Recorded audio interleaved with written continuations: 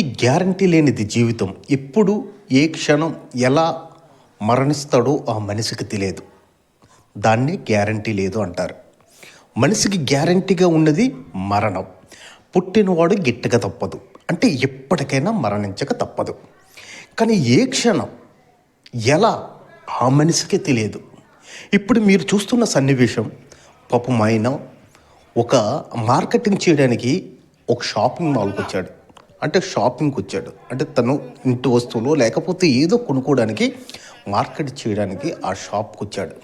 ఆ షాప్ యజమానికి కూడా తెలియదు తన వెనుక, అంటే షాపింగ్ చేయడానికి వచ్చిన వ్యక్తికి మృత్యు వెనుకుందన్న సంగతి ఆ షాప్ యజమానికి కూడా తెలియదు. షాప్ యజమాని తన పనిలో తనున్నాడు.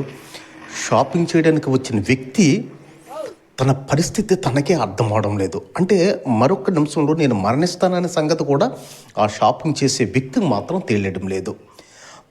అకస్మాత్తుగా, అంటే ఒక్కసారి తనకు ఏ విధంగా స్ట్రోక్ వచ్చిందో, ఆ స్ట్రోక్ వచ్చిన తర్వాత తను ఏ విధంగా ఇబ్బంది పడుతూ, ఆ ఇబ్బంది పడిన సమయంలో కూడా ఆ షాపింగ్ మాల్ యజమానికి మాత్రం తెలియడం లేదు. ఆ షాప్ యజమానికి మాత్రం తెలియడం లేదు.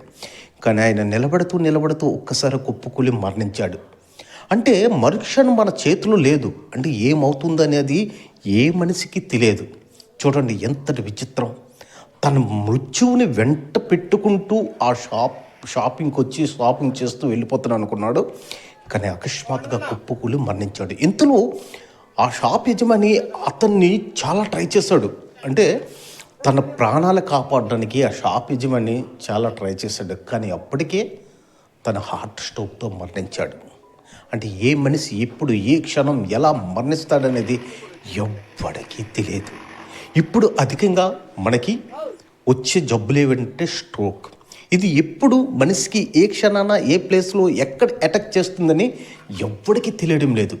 అంటే మనం తీసుకున్న ఆహారంలో ప్రాబ్లమా, లేకపోతే ప్రస్తుత జీవనశైలి, లేకపోతే ఒత్తిడికి గురి, దేని కారణం చేత మాత్రం మనిషికి మరణం అనేది మన వెంటే తిరుగుతూనే ఉండండి. చూస్తూ ఉండండి మా నేటి ప్రపంచం. ఇట్లు మీ ధనంజయ్.